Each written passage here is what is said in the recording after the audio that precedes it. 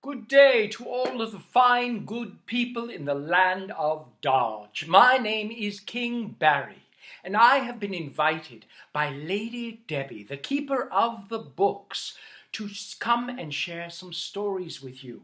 She tells me that this summer for vacation reading program, she is encouraging everyone, wherever you are, to imagine your story.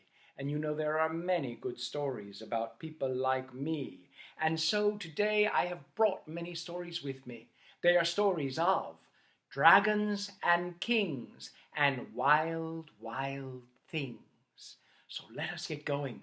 I must invite along my good friend Dagger. Where are you, Dagger? Well, there you are, Dagger. Yes, here I am. Are you ready to share some wonderful stories with these fine people out there? Of course.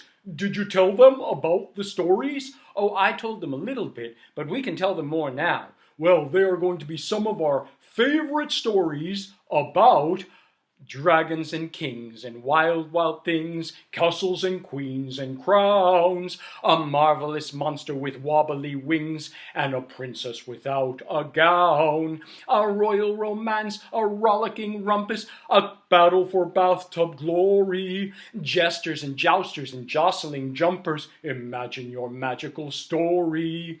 Dragons and kings and wild, wild things. You never know what will unwind from an illustrator's imaginings or an author's amazing mind. Oh, that was wonderful. Thank you so much, Dagger. Well, are you ready to get into our first story? Yes, it's a story about a dragon. Oh, and a king? Not quite. It's about a dragon and a knight. Oh, I think I've heard of that one. The Knight and the Dragon. Once upon a time, in a castle, there lived a knight who had never fought a dragon. Oh, I've never fought a dragon. And not very far away, in a cave, there lived a dragon who had never fought a knight. Oh, I've never fought a knight. The knight decided he better learn how to fight dragons, and so he went to the royal library and got all the books he could on the subject. How to fight dragons. And the dragon thought that he better learn how to fight knights, so he looked around through all of the things that his ancestor dragons had left in the cave, and he found some books too. How to fight knights.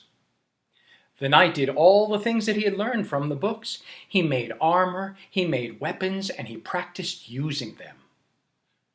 A helmet, suit of armor, lances, swords, all right. Thrust and parry and stab. And the dragon practiced all the things that he had learned from his books about fighting knights. Look mean, swish my tail, glare, gnash my teeth, and breathe fire.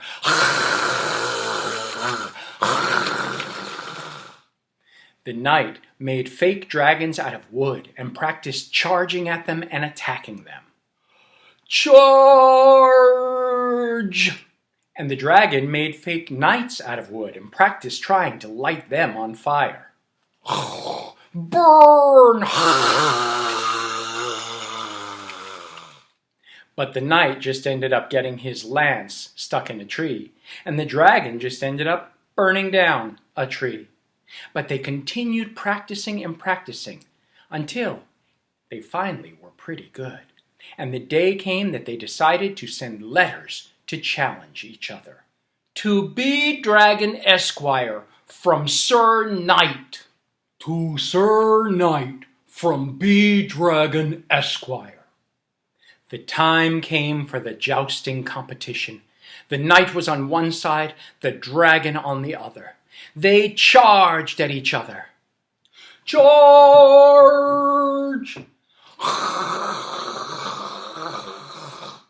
But they passed each other right by. So they turned around and tried again. Charge!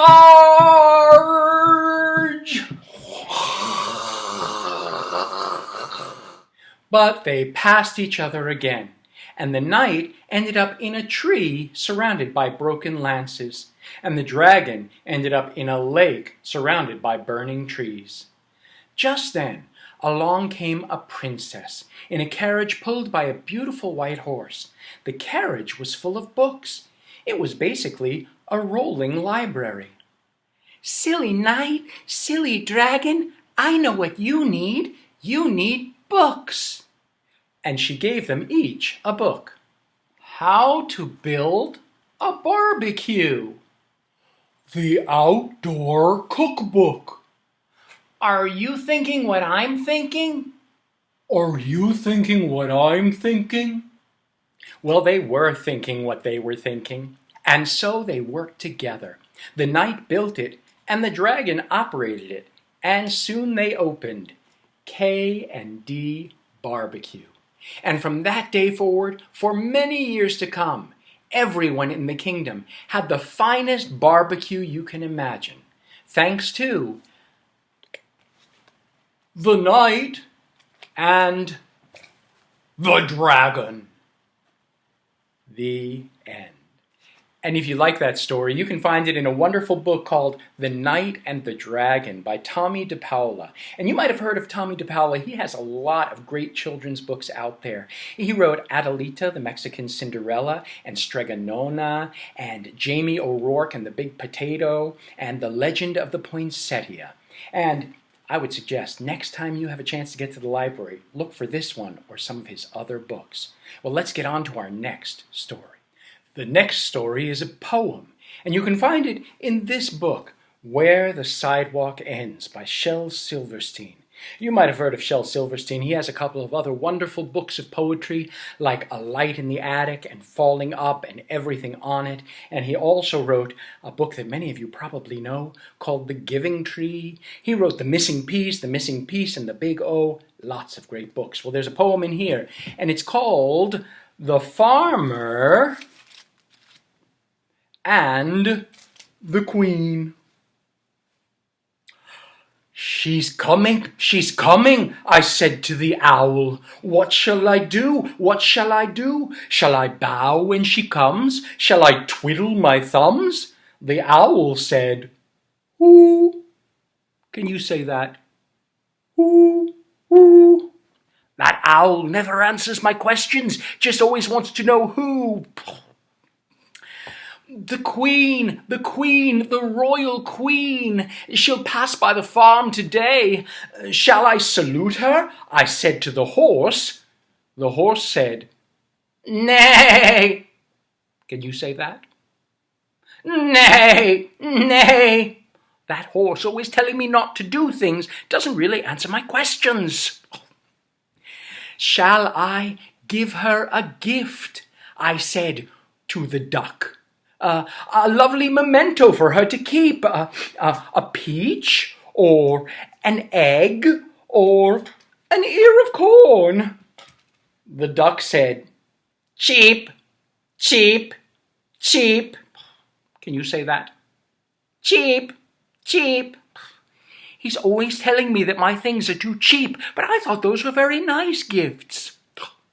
"Shall I curtsy or shall I cheer?" "Oh, her carriage is coming now. What shall I do?" I said to the dog. The dog said, "Bow." Can you say that? Bow, bow. Oh, that dog, he said the thing that I was going to do at the very beginning. And so I did. And so she passed. Oh, tra-la-la-la-la. She looked at me, I said to the sheep. And the sheep just said, "Bah!" Can you say that? Bah! Bah! Bah! That sheep, never saying nice things at all. But I don't care, because the Queen saw me. And that is the story of the farmer and the Queen and all of the animals he talked to. Well, that was fun. Now, our next story is about a king. But it's not about me. It's about another king. And it's about a king who kind of didn't know when to stop. He is an older king. and his name is King Bidgood. And one day, King Bidgood got up in the morning and he ordered the page to draw his bath. And the page, who was a young man, went down to the bottom of the castle and got hot water from the kitchen and brought it up the big stone stairs in a big, big pitcher and poured it into the bathtub. And King Bidgood got in the bathtub. Oh, and he stayed in the bathtub for a long, long time until the page came and said, "King Bidgood, it's time to get out of the bathtub." And King Bidgood said, "I'll do no such thing. I'll stay in the tub for as long as I please." So the page went running through the castle, calling out, "Help, help!" he cried as the sun came up. "King Bidgood's in the bathtub and he won't get out. Who knows what to do?" Well, the knight said, "I do," when the sun came up. And he came to the bathtub and he said, "King Bidgood, it's time to battle." And King Bidgood said, "Well, come in. Today we battle in the tub." And he had the knight bring all kinds of things for battling in the bathtub, ships and soldiers, and he said, "Come on, let's go, we battle." And he made the knight get in the bathtub with him in all of his armour, and they played war in the bathtub. Ha ha ha ha! And finally, as the water was getting a little bit cold, he said to the page, "More hot water." And the page said, "King Bidgood, it's time to get out of the tub." And King Bidgood said, "I'll do no such thing. I'll stay in the tub for as long as I please." And the page went and got more hot water. He brought it up the stairs, he poured it in, they took out all of those fighting things. And then the page went running through the castle, and he said, "Help, help," as the sun got high. "King Bidgood's in the tub and he won't get out. Who knows what to do?" And the queen said, "I do," as the sun got high. And she came to King Bidgood and she said, "King Bidgood, it's time for lunch." And King Bidgood said, "Oh, my queen, come in, come in. Today we lunch in the tub." And he had them bring his feast into the tub, all kinds of wonderful food and drink, and he also got his wine, and he ate and ate to his heart's content. Glub, glub, glub, glub, yum, yum, yum. And then he said, "More hot water." And the page had to go down to the kitchen and get hot water and carry it up. And when he came, he said, "King Bidgood, it's time to get out of the tub." And King Bidgood said, you can say this with me, "I'll do no such thing. I'll stay in the tub just as long as I please." And the page went running through the castle, saying, you might know this too, "King Bidgood's in the tub, and he won't get out. Oh, who knows what to do?"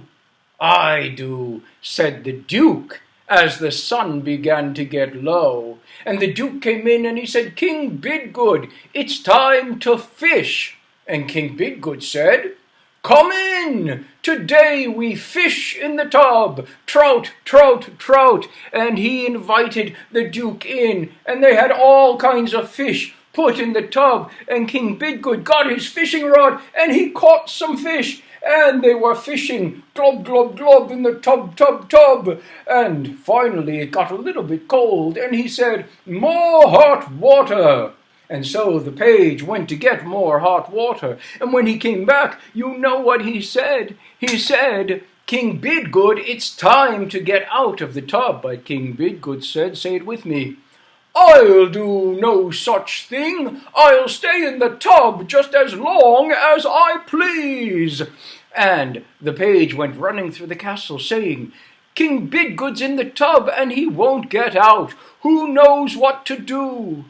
And the entire court as the moon rose high, said, we do, and they all came to where King Bidgood was in the tub, and they said, King Bidgood, it's time to get out, it's time for the masquerade ball. And King Bidgood said, no, come in, tonight we dance in the bathtub. And so he got ready for the masquerade ball. He put on his mask, and then he invited all of the others with their masks, the lords, the ladies, the dukes, and the duchesses, and they all came and danced in the tub just like that until they were so tired and so wet from dancing around that the entire court said, oh, help, help, King Bidgood's in the tub and he won't get out. Who knows what to do? And just then the page stepped forward and said, I do, and he reached his hand into the tub and he pulled out the plug. And the water started going down, glub, glub, glub, glub, glub. And King Bidgood, he grabbed a towel and covered himself up, and he ran from the tub. And there is that story. King Bidgood's in the bathtub, and he won't get out. And if you like that story, it's in this wonderful book by Audrey and Don Ward called King Bidgood's in the Bathtub. And you might know them because they have lots of other books. Audrey Wood wrote Silly Sally and Hecate Peg, and she also wrote Quick as a Cricket and many more. So next time you have a chance to get to the library, look for some Audrey Wood books.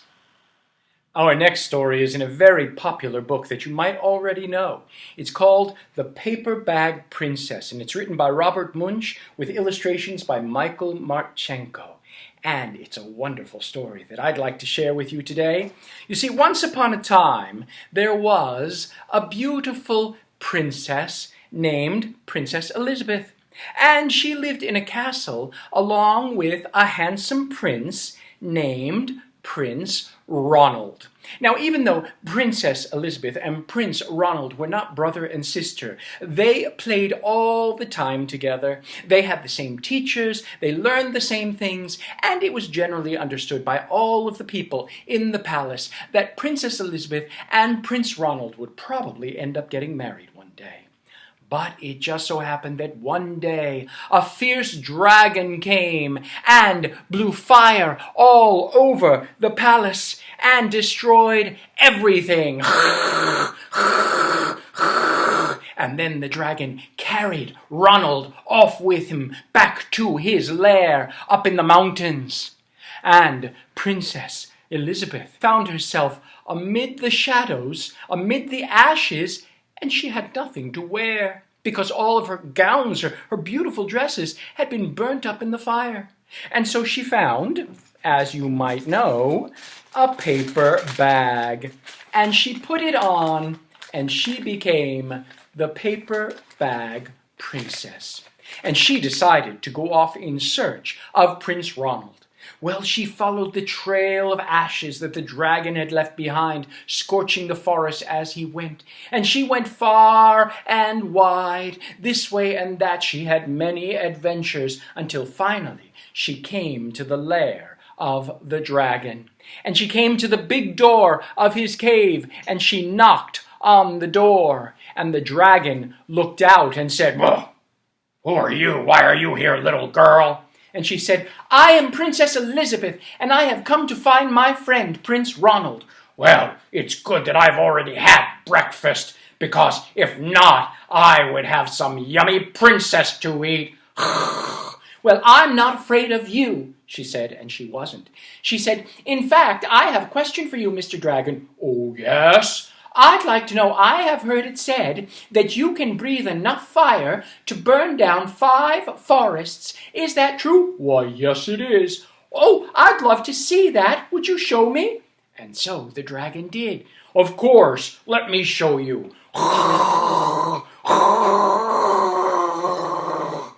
and he burnt down 5 forests just like that. "Oh, that was wonderful! Do it again! Do it again! Can you do even more?" And so he said, "Well, I guess so."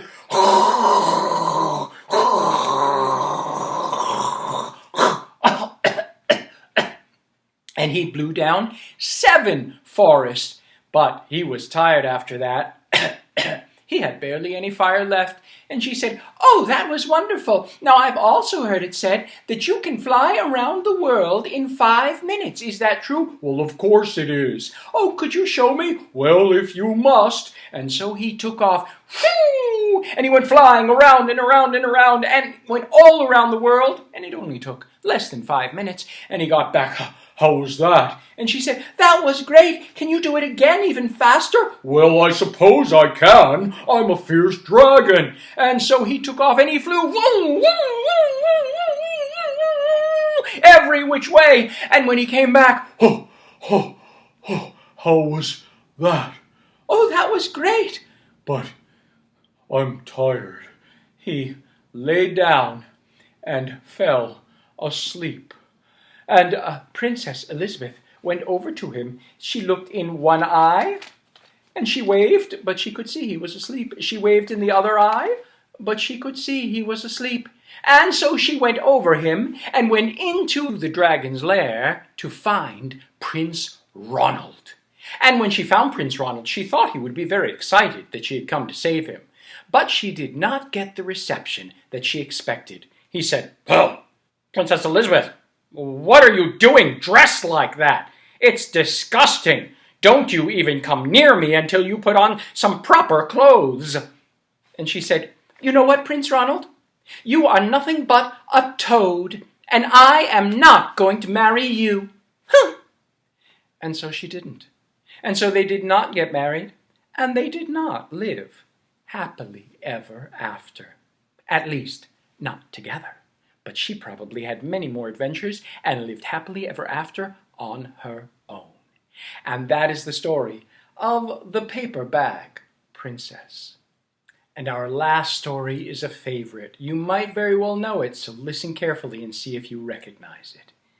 You see, the night that Max put on his wolf costume and went around the house doing mischief of one sort or another, chasing the dog down the stairs, tacking things up on the walls, his mother called him "Wild Thing!" And Max looked at her and said, "I'll eat you up!" And so he was sent to bed without anything to eat.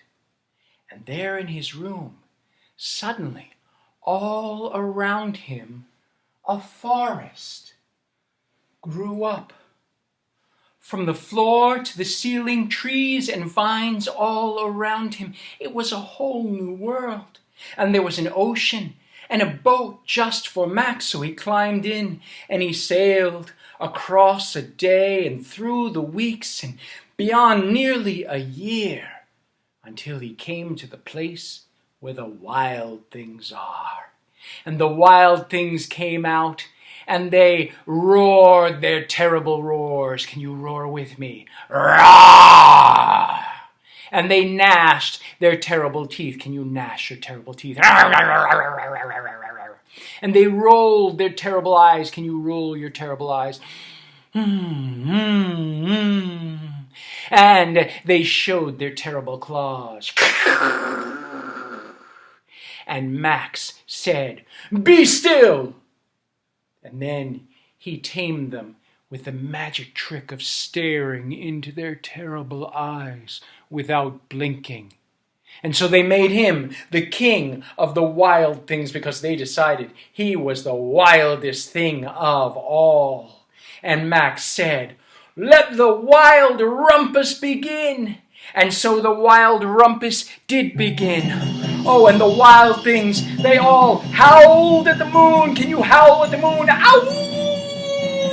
And they jumped up and down. Don't be too wild where you are, but go ahead and jump up and down. And they waved their arms. And they hung from the trees. And they marched. And they had Max all on their backs. And they were wild in every way. Until finally he said, "Now stop!" and he made them go to bed without anything to eat.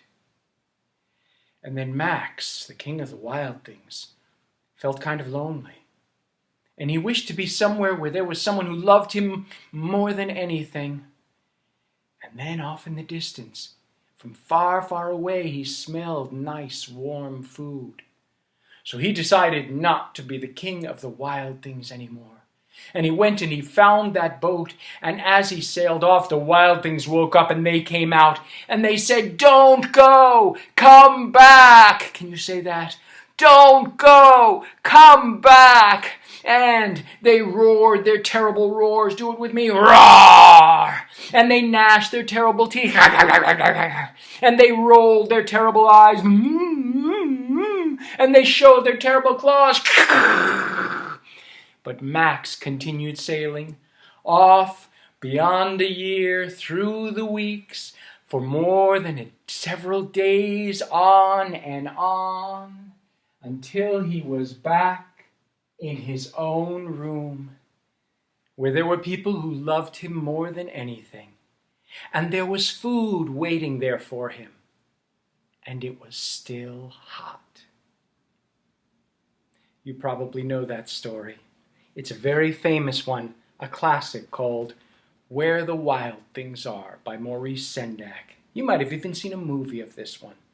Well, that is our story of Max and the Wild Things.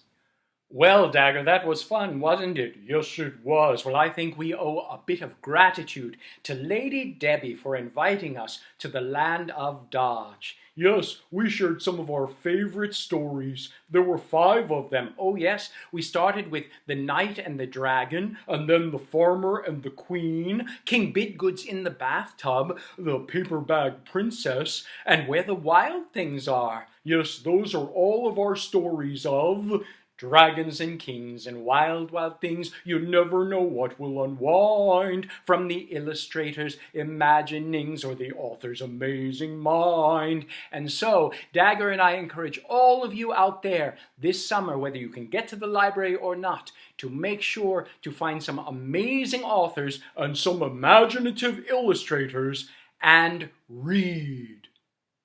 Bye-bye. Bye.